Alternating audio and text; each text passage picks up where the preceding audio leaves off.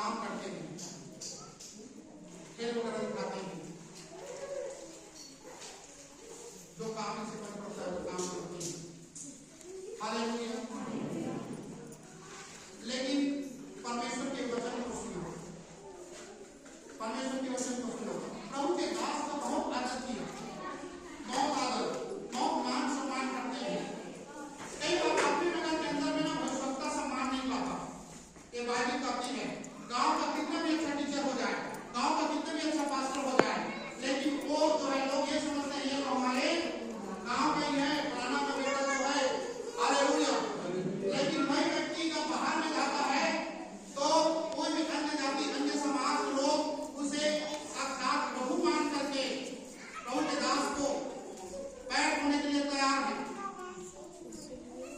आदर है, सत्कार है। एक शब्द यदि प्रभु के दास को बोल देता है ना तो ऐसा करना तो वैसा ही करने के लिए तैयार होते हैं।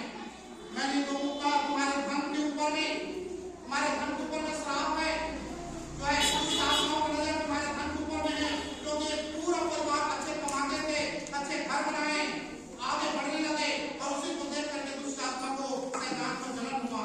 मैं लोगों को कहा आप ऐसा करना, आपके बाहर जब कमाने आप जाओगे तो आपसे जो भी बन पड़े परमेश्वर के राज्य के लिए निकालना।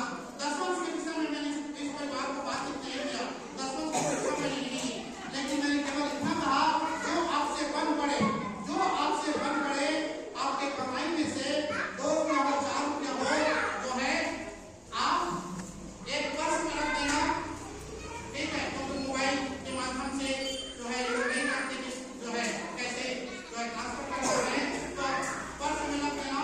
परमेश्वर उपाय करेगा, इस बीमारी से बचाने से परमेश्वर आपको निकालेगा। हालेलुया।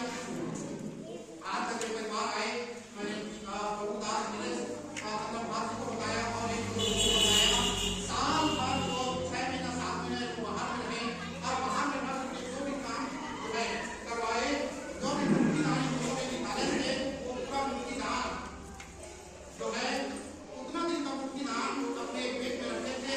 और जब बात आए तो लेकर के आए और मेरे हाथों में लेते हुए कहा प्रभु के दास ये है वो डेट जो हमने अपनी कमाई में से निकाला है। कितना हमें मायने नहीं रखता, उसका विश्वास देखो कितना बड़ा चमत्कार करते हैं।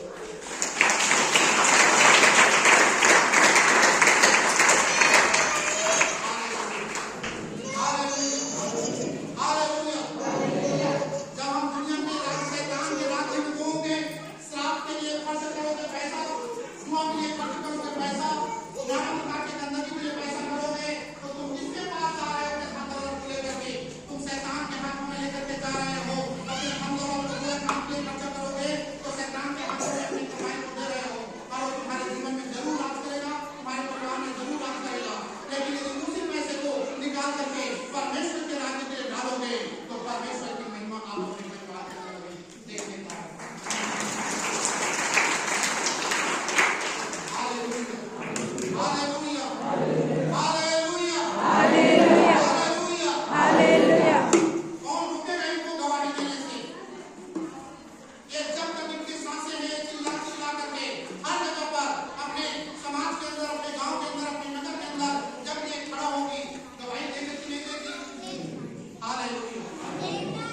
ऐसा सच्ची में चमत्कार इनके परिवार में किया है। मैंने एक गवाही बताया है, लेकिन अभी लोगों ने मुझे बताया अद्भुत 7 से 8 गवाही ऐसा मैंने सुना जो इन लोगों ने बताया, वो आश्चर्यचकित कर देने वाला है।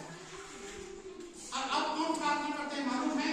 जो माँ इस जगह पर खड़ी थी उस बेटी की माँ, अब वो प्रार्थना करती है लोगों को। बाइबल पढ़ना नहीं है, वचन का ज्यादा ज्ञान नहीं है, लेकिन एक बात जानती है उसके परिवार में कार्य किया, तो एक बात हो जाती है प्रभु बड़ा कार्य करने वाला।